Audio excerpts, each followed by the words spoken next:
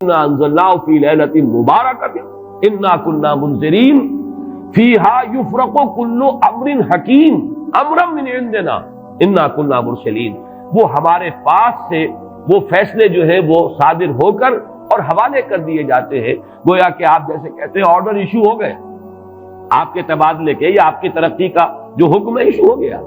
تو یہ گویا کہ یہ 1 سال کا معاملہ. اور اس کے ساتھ ہی نوٹ کر لیجئے قرآن حکیم میں معلوم ہوتا ہے کہ اللہ تعالیٰ کے ہاں سے یہ فیصلے جو ہیں قضاء و قدر کے اور جو بھی اللہ کے احکام ہیں ان کی تنفیذ تدبیر امر اس کے لیے بھی کئی لیولز معین ہیں. چنانچہ سورہ سجدہ میں جو فرمایا گیا ہے وہ تو یہ ہے کہ 1000 سال کا معاملہ طے ہو جاتا ہے. یدبر الامر من السماء الى الارض ثم يعرج الیہ فی یوم کان مقدارہ 1000 سنۃ مما تعدون. تمہاری تعداد اور تمہاری گنتی اور تمہارے حساب اور تمہاری تقویم سے جو 1000 سال بنتے ہیں اللہ تعالیٰ کی تدبیر امر اس کے حساب سے ہوتی ہے. اور پھر اس کی تکمیل کے بعد پھر ملائکہ جو ہے اس کی جو رپورٹ ہے وہ لے کر اللہ تعالیٰ کے حضور میں حاضر ہوتے ہیں. یہ کہا جا سکتا ہے کہ جیسے ہم یہ سمجھتے ہیں کہ 7 آسمان ہیں, ان 7 آسمانوں کے ساتھ اللہ تعالیٰ کا یہ جو تدبیر امر کا معاملہ ہے کہ جو سمائے دنیا ہے اس پر وہ سالانہ ایشو ہو رہے ہو احکام قضاء و قدر کے, اور وہی ہے کہ جو پھر اس سال کے دوران ان کی تنفیذ ہو جاتی ہے. اور اگر اس سے آگے 100 برس کی کوئی پلاننگ ہے تو وہ دوسرے کہیں آسمان پر ہو, اور اس سے اوپر اگر کوئی 1000 برس کی پلاننگ ہے تو وہ اس سے کہیں اوپر کے آسمان پر ہو, اور اگر اس سے اوپر 10,000 برس کی کوئی پلاننگ ہے تو اس سے اوپر کے آسمان پر ہو. یہ سارے معاملات عین ممکن ہیں. یہ عالم امر کی وہ باتیں ہیں جن کو صحیح طور پر سمجھنا ہم صرف اشارات کے حوالے سے کوئی دھندلا سا تصور قائم کر سکتے ہیں کہ قرآن ایک طرف یہ بھی کہہ رہا ہے یدبر الامر من السماء الى الارض ثم يعرج الیہ فی یوم کان مقدارہ 1000 سنۃ مما تعدون.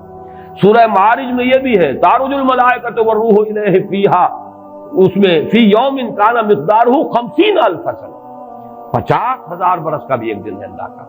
تو ہو سکتا ہے کہ ان تمام مختلف درجہ بدرجہ جو تدبیر امر کے فیصلے اللہ کی طرف سے حکمت الہی اور علم الہی سے جن چیزوں کا کہ ایشو ہو رہا ہو, جس کے کہ احکام صادر ہو رہے ہو, وہ بھی درجہ بدرجہ ہو. اور یہ جو ہے سمائے دنیا پر یہ ایک سالانہ جو ہے نظم اس کا قائم ہو, اور اس کے حوالے سے فرشتوں کو جو اس دنیا کے فرشتے ہیں جو یہاں پر تنفیذ امر کی جو خدمت ہے اس پر معمور ہیں ان کے حوالے کر دیے جاتے ہیں. تو ایک رائے تو میں نے عرض کی کہ قدر سے مراد تقدیر, کہ یہ رات جو ہے تقدیر الامور کی رات ہے. تمام جو امور ہیں ان کے مقادیر, ان کی تعیین, ان کے بارے میں اللہ تعالیٰ کے احکام جو ہے ان کا ایشو ہو جانا. ایک رائے یہ ہے کہ یہ قدر سے مراد ہے قدر و منزلت, اونچا رتبہ, علو شان, منزلہ اور شرف. اب اس کی تائید ہوتی ہے, معلوم ایسا ہوتا ہے کہ یہ دونوں باتیں تو بیک وقت جو ہے مراد ہے. اسی لیے میں نے کہا یہ دونوں اقوال بہت مشہور بھی ہیں, اور میرے نزدیک یہ دونوں ہی اس میں یہ ذو معنیین لفظ کے طور پر یہاں استعمال ہوا, یہ دونوں ہی مراد ہے. یہ رات خود اپنی جگہ پر بھی بجائے خود, جسے ہم کہتے ہیں بجائے خود بھی بہت قدر و منزلت کی رات ہے, اور اس شب میں 1 سال کے معاملات جو ہیں وہ فرشتوں کے حوالے کر دیے جاتے ہیں. اس اعتبار سے اس کو کہا گیا لیلہ مبارکہ, انا انزلناہ فی لیلۃ مبارکہ.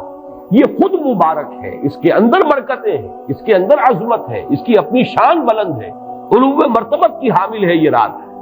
یہ دو مفہوم جو ہیں جب تو میں نے جیسا کہ عرض کیا یہ تو بہت کثرت کے ساتھ ہیں اور یہی زیادہ مشہور بھی ہیں, بلکہ ان کے ضمن میں دوسری بات کے ضمن میں ایک نقطہ ترازی کے درجے کی بات ہے, لیکن بات کیونکہ حسین ہے وہ میں آپ کو سنا رہا ہوں. ابو بکر وراق ہے جنہوں نے اس میں نقطہ پیدا کیا ہے کہ یہ لیلہ قدر اس لیے ہے لأنہ نزل فیہا کتاب ذو قدر علی لسان ملک ذی قدر علی امت لہا قدر.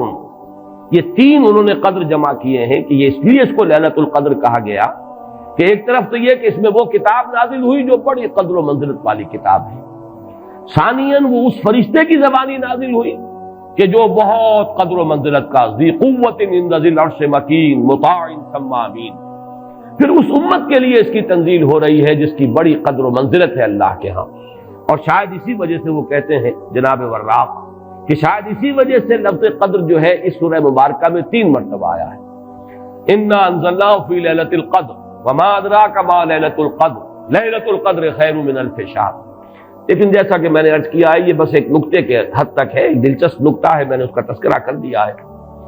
ایک تیسرا مفہوم جو شاذ ہے جو لیا گیا قدر سے کہ قدر کا ایک مفہوم ہے تنگی کا بھی، جیسے کہ سورۃ الفجر میں ہم پڑھ چکے ہیں فَأَمَّا الْإِنسَانُ إِذَا مَا ابْتَلَاهُ رَبُّهُ فَأَكْرَمَهُ وَنَعَّمَهُ فَيَقُولُ رَبِّي أَكْرَمَنِ وَأَمَّا إِذَا مَا ابْتَلَاهُ فَقَدَرَ عَلَيْهِ رِزْقَهُ فَيَقُولُ رَبِّي أَهَانَنِ.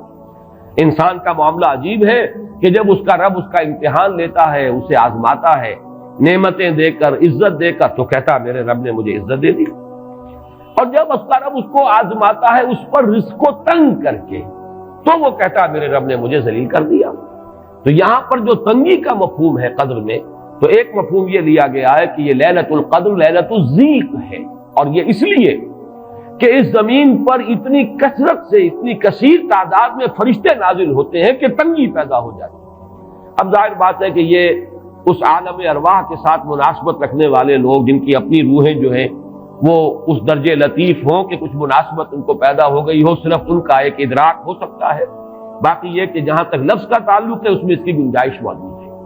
تو لیلۃ القدر کے 3 مفہوم ہوئے، جن میں سے 2 جو ہے پہلے وہ تو باہم جمع بھی ہو سکتے ہیں، ذو معنیین لفظ کی حیثیت سے اس کا استعمال ہو سکتا ہے.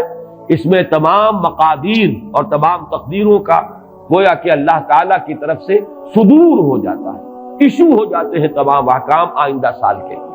دوسرے یہ کہ یہ خود اپنی جگہ پر بڑی مبارک اور بڑی قدر و منزلت والی رات ہے. تیسری بات وہ ہے جو میں نے عرض کیا، ایک شاذ